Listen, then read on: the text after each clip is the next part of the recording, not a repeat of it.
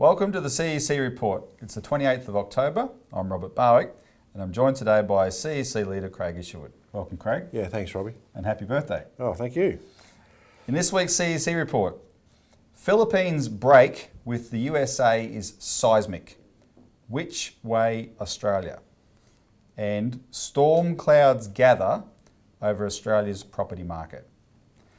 So first, the Philippines break with the USA is seismic. Which way Australia? Craig, last week's report was recorded just within a couple of hours after the President of the Philippines, Duterte, made a stunning announcement in China on a 4-day visit to China, where he said unequivocally the Philippines is separating from the USA, and it's been a very long history with the USA, well over 100 years, separating from the USA and looking to China economically and militarily. Yeah, it's one of these seismic events, Robbie, when people say to us as a political party, oh, things won't change, everything's sort of locked in. All of a sudden you have this sort of a decision made by the president of a country saying, no, we want to overturn the entire post-World War II geometry and we are going to align with China. Now, bear in mind, we've talked a lot on the show about the One Belt, One Road policy of Xi Jinping, the win-win policy, and these are the sorts of seismic changes that are taking place in that geometry because the One Belt, One Road is a crucial policy for the Philippines, particularly the maritime Silk Road, because it's an island country pretty much, right? Archipelago, yeah. And here you have China, it's its closest neighbour, and it's been, as we'll go through in more detail, since World War II, it's basically been forced into a posture by the US as an enemy of its closest neighbour. And so the decision, which we'll go through, that Duterte has made is one based on his country's survival, right? And development. And development, because China, as you said, China offers, look, let's work together on economic development, let's transform the world economically. What's America offering the Philippines and anybody? More military bases, an aggressive military posture, which is going to end the world in war. And that's the decision. And there's a comparison, Craig, between Duterte and what John Curtin did. Yeah, that's right. I mean, Robbie, because look, first of all, I just wanted to say, if you have a look at the cover of our Australian Alert Service, you see there's a map on there, which actually is really quite stunning because you raised the issue. You have a look where the bases are. This is from the Australian newspaper in 2012, and the Australian put this on its back page. And it was to illustrate Obama's announcement of the Asia pivot, right? And Obama said, this is not militarily targeted at China, whereas this illustration shows, hell yes it is. Have a look at the bases inside China. What's stunning is these bases are inside China. China's military bases are all in China. Have a look at the bases of the US. They're all outside of China, surrounding China, plus on this map, the 5 in the Philippines, which have now been shut down, aren't there. But go back to 2014 or prior to that period, those bases existed. Yeah, because 2 years after this map was made, the Philippines reopened 5 American bases. And so this is the idea of this whole Obama pivot, which we've been sucked into, Robbie, because we've got, as you can see on the map, we've got bases in Darwin, we've got bases at Pine Gap and so forth. But coming back to John Curtin, what you mentioned before, is that back in 1942, the issue was that we were about to be overrun by the Japanese. The British basically said, you're on your own. And so John Curtin made the incredible break at that time psychologically to say, we now look to America. Well, the quote was, he goes, this is nearly 75 years ago, December 27, 1941, Curtin said, Australia looks to America free of any pangs as to our traditional links or kinship with the United Kingdom. And you get that exact same idea from Duterte. I mean, he's not throwing America out as a country that they won't have relationships with, but the primary partnership these days is going to be orientated towards China. And it has to be said that the America that John Curtin allied with in 1941 is not the America that Duterte has just broken from today. No. In 1941, America was under a President, Roosevelt, that was anti-imperial to the core of his being, and we had been essentially betrayed by the empire which we'd been loyal to, because they promised us we'd protect you from Singapore, and they had no intention to. And it was because of that our country was at risk. Duterte has said, America has become this imperial monster. It's become the new Britain, and we call it Anglo-America because we're in partnership on this. And it's that relationship that Duterte is saying, and we'll go through that now, that is putting us at risk. Yeah. So let's just go through some details. And we have to acknowledge something about Duterte, Craig, because our Australian viewers, listening to the Australian media, watching the Australian media, would have one view of Duterte, which we have to address. Because according to the media, this guy is a murderous thug, right, who's unleashed a wave of extrajudicial killings in the Philippines, and he's an abomination, and how could this happen? And people will be thinking, where's this coming from? And he's being compared to, Donald Trump as sort of like this loose cannon kind of thing. But if we can't go through all the details of that. We'll do some more stuff in the future. But I just want to make the point that Duterte's decision on vis-a-vis China and the US is one thing that should tell the viewer that, look, what you've been told about Duterte is mostly wrong, right? And so let's go through a little bit. So here's the thing. Until recently, the Philippines, before Duterte became the president, the Philippines was run by a government that was essentially a US puppet. This the government of President Aquino. And the US was using the Philippines, as with Australia, like Australia, to escalate Obama's military targeting of China under what was called the Asia Pivot. So it started, Obama made this announcement, he comes down to Australia, opens up the Darwin base for US Marines, etc.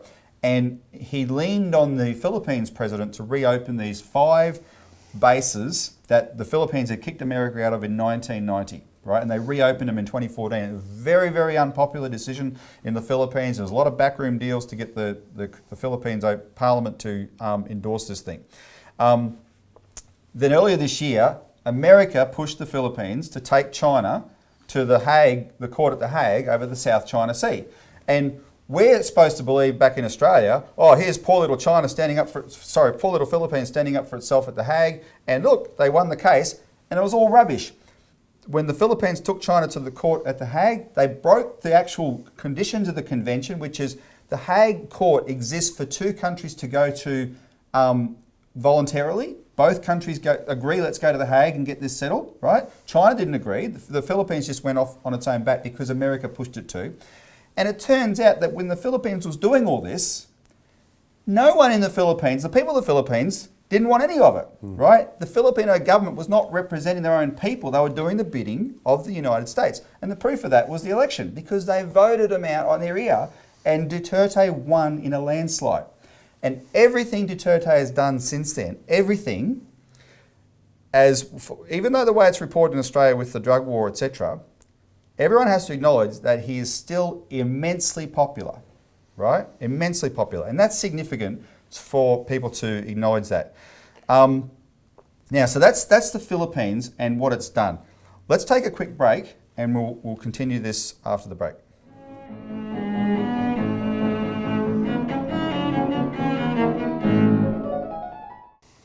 All right, welcome back to the CEC Report, where we're discussing the Philippines' break with the USA is seismic, which way Australia? And before the break, Craig, we were talking about how the previous Philippines government was a puppet government to the US, which did not represent the people of the Philippines, and they voted it out. And Duterte has taken over. He's very popular. Which is what I think is happening in the United States, Robbie, in terms of the Donald Trump campaign, is that we're only getting a certain media feed from that entire campaign. But I think the Clinton campaign is exceptionally worried, because other reports that we've got is that there's an uprising within the US that are supporting Trump because they hate the way the US policy is going. And these people, Trump, Duterte, they're not perfect candidates by any means. There could have been a million better people to be the candidates. However, they are the candidates. And what has got the establishment's animosity at them is not the stuff that you get reported. It's not the women with Trump, and it's not the extrajudicial killings with Duterte. It's the strategic breaks from the system that's sending us to war. That's what's freaked them out. Yeah, and I think, Robbie, people have to understand this is since the post-war period, you've had these neocons in the United States, of which Hillary Clinton is a part of, big time. Absolutely. Right? And in 1992, you had the likes of Dick Cheney, for example, the US Defense Secretary. You had the really rabid neocon Paul Wolfowitz. These guys believed that US foreign policy should be such that they have to keep the US as the sole superpower in the world. Yep.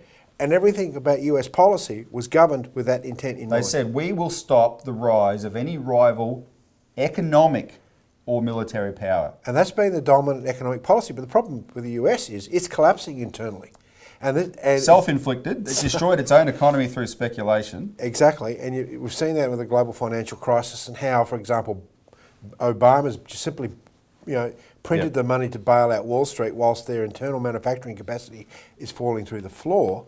And people have had enough. They don't want this policy. So whilst the mass media reports one so-called reality, as with the case with Duterte or the case of Jeremy Corbyn in the UK, the actual real reality, that is what's actually happening in the real world, from time to time will peek its head. And this is what's very interesting about this coming up election in the US. What is actually going to happen? And exactly. And they whatever the particular candidate are, they represent a real shift at the base of their people, right? And they're not great candidates, as you say, but they represent the nature of a mass strike. And the point of a mass strike is it's not one of these things that's completely controllable by the establishment. That's why the establishment's freaking out through its controlled media. No, that's for sure. Trying to keep, control the narrative, as they say. So, Craig, in 1992, when Cheney and Wolfowitz said this, at the time, they had China on their mind, right? But at the time, China was in no position to challenge it.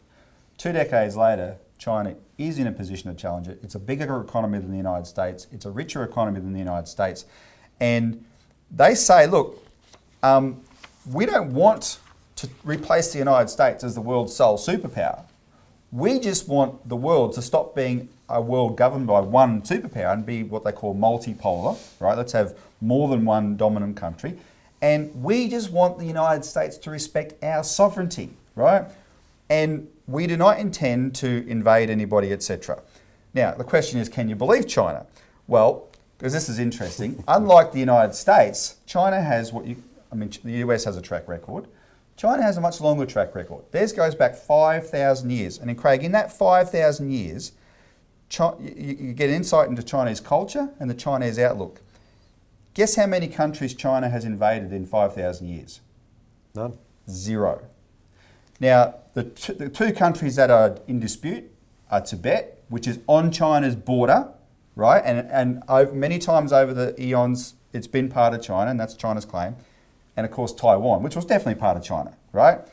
That's it. It has not gone and invaded anybody. It certainly hasn't invaded the Philippines in 5,000 years. Here's a little Philippines below it. It could pick it off like that. It's never, ever done it. And it hasn't threatened the United States. And it has not threatened the United States. So this is what's on Duterte's mind, right? Whereas the Americans have said, the Americans use the expression for the Philippines that they view it as an unsinkable battleship in the South China Sea for what they want to do to China. That's how they viewed the Philippines. Well, Duterte said, not anymore.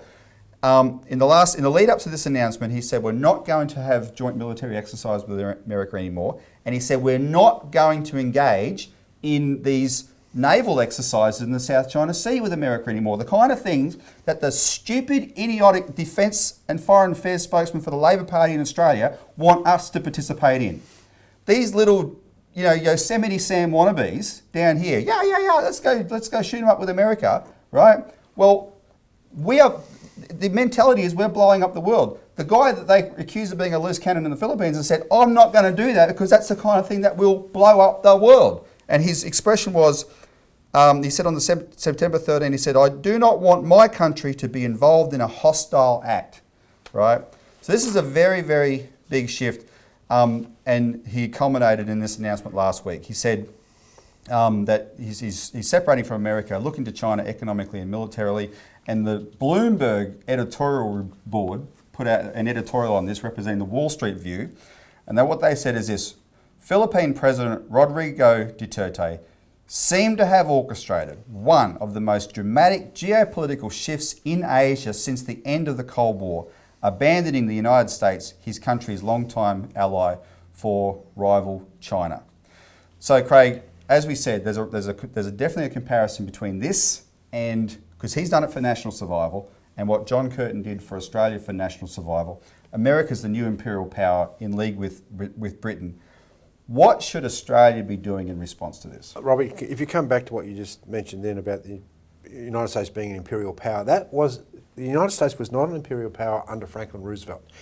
And that's the United States that's Yep. been destroyed. Ever since that period, the post-war period, you've had president after president that has been acting as an imperial power. And it goes back to Truman, who took over from Roosevelt, was a complete stooge of Wall Street. And from that moment on, except for probably JFK, they've all been in the pockets of Wall I think Street. you have to remember the discussion that was reported by, I think it was Elliot Roosevelt, about his Yep. father's discussion with Winston Churchill, where Winston Churchill said, Winston, we are not going back to 19th century British imperial methods Yep. of colonisation. That's not going to happen after the war.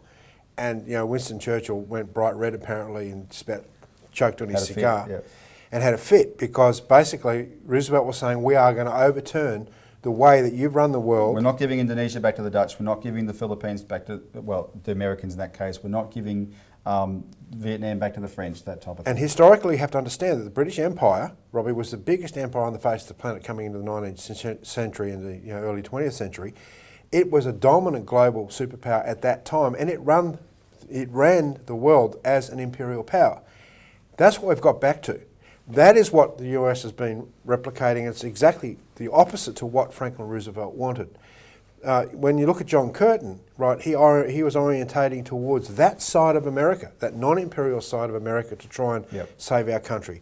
And that history is completely airbrushed out in many cases from Australian general understanding of how the strategic affairs run. But when you get these inflections like Duterte standing up, you say this is an anti-imperial move here. And look, China is not imperial. I mean, yeah, it has its own idiosyncrasies internally, but the point is it doesn't have bases surrounding the United States or Russia or any other country. It minds its own business and has a strategic policy which is, we believe that the development of other nations with our own nations is in the best interest of everyone. The win-win policy of Xi Jinping.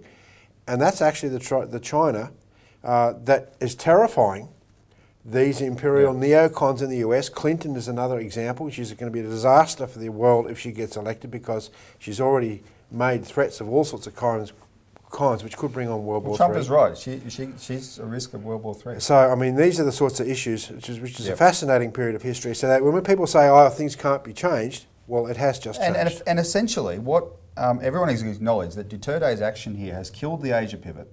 We're the only ones left hanging on to it, right? Silly old us. And if we did it too, that would definitely finish it off.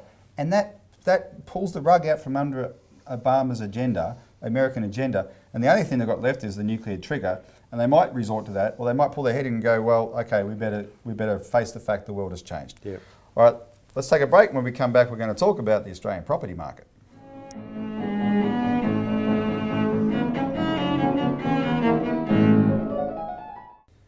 Welcome back to the CEC Report. Finally, storm clouds gather over Australia's property market.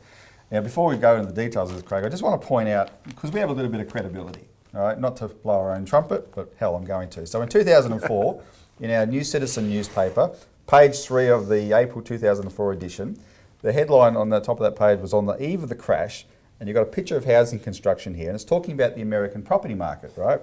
And it said, the housing bubble is about to pop, and with it, the world financial system. So we said that in April 2004.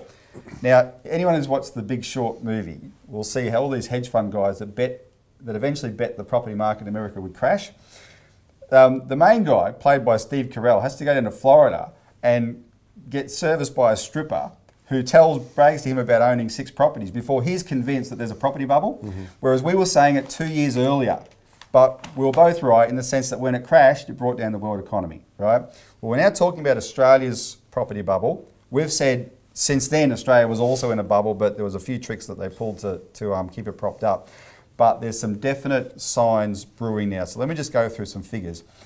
Although median house prices in Sydney and Melbourne continue to soar, so in the last quarter, Sydney's was up 2.7% and Melbourne's 3.1%.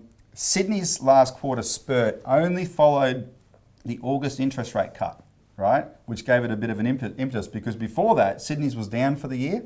Melbourne's, though, we're doing all right. Ours is up for the year in the last 12 months, 9.1%. So that's all good. Another sign that's come out, though, this is why we're on this story, because this has just been reported, got our attention. The global property and construction consultants called Ryder Levitt Bucknell do a survey of cranes operating in the world in residential construction. And it turns out that currently in the 3 cities on the East Coast, Sydney, Melbourne and Brisbane, there are more cranes, 528, working in residential construction than there are in all the major cities in North America. And we're talking New York, Boston, Chicago, San Francisco, Los Angeles, Toronto, and even up to Calgary in Canada, right? So we're great there as well. We're doing really well. Except in those figures, you're starting to see signs of the problem. This boom in construction represented by the cranes is already slowing down. So the figures in Brisbane are high, but they're already down to 87 from the height of 91. This is in the last quarter. In Melbourne, the last quarter, the number of cranes has dropped from 124 down to 109. They've only continued to go up in Sydney, but only a little bit. So in the last 6 months in Sydney, they've gone from 239 to 258. Outside of the 3 big cities, there's only 74 cranes in all of Australia, right? So that tells you something. The bubble is concentrated here. Morgan Stanley has put out a report forecasting that we're heading for an oversupply in apartments of 100,000 oversupply. And when that hits, and that's going to have a consequence, it could result in the loss of 200,000 construction jobs. And by 2018, when there's $120 billion worth of financial settlements to take place, there won't be the money there for it, right? And it's already happening in parts of Australia, and the example is Perth. So in Perth, the wheels have come off the property market. And this on the back of, there's an actual mining boom collapse in Perth, right? And when the economy doesn't work, the bubble that it supported can't be a bubble anymore. And that's what you're starting to see. House prices in Perth are down 3.8% for the year. Rentals have fallen even more steeply. And an independent property valuer, Gavin Hegney, told ABC on 23rd of October that the apartment construction in Perth has gone from feast to famine. And he pointed out that the people who, when they built all these apartments in the Perth CBD, around the Perth CBD, people did buy them, but to move into them, they had to sell their houses, right? Because that doesn't mean there's more consumers all of a sudden. They had to sell their houses, and so that helped bring down the house prices in Perth, as well as the economic problems. And he warned that's where the West Coast is heading. But Craig, the difference with Perth is it's a very beautiful city on the Swan River there. The people in Melbourne, there's all these apartments in Docklands, and no one wants to buy them, right? Because it's a terrible place to live. But then look at the economic circumstances in the East Coast, and let's just focus on Melbourne where we are. A couple of weeks ago, more than 600 people lost their high-wage, full-time jobs at Ford in Broadmeadows. There's more, more are going to lose in the supply industry, right? These are well-paid jobs. All these people would have mortgages. More and more full-time jobs are being replaced by part-time jobs. And as these losses hit the economy, it will mean there are less people able to afford the properties that are already unaffordable. Are Australia's banks heading off a cliff here? Well, when you look at the fact that they're totally reliant on the mortgage market, Robbie, something 80% of their assets, which are, of course, loans, are mortgages, then you have to ask the question, what happens when those mortgages start to go south? Well, that then directly affects the banks. The banks already know this. I mean, they're starting to tighten up lending to these so-called apartments because they know there's a big problem coming. But they're not going to overstate it too quick because that'll self-inflict the collapse. So they're in a very difficult position here because they haven't been investing in industry anywhere near where they should, and consequently they're very narrowly focused in the mortgage market, which is a big problem. Very soon we're going to wish we had Glass-Steagall, right? Absolutely, because it's the only way you can actually solve this problem is by re-regulating these banks that are hooked on all this speculation, which is stopping the blowout from hitting all the rest of us. That's right. All right, well, thanks, Craig. That's it for this week's CEC Report. Look to us on the website for those who watch on Channel 31 because Channel 31 is going to be over soon. Thanks for tuning in. Tune in next week for more.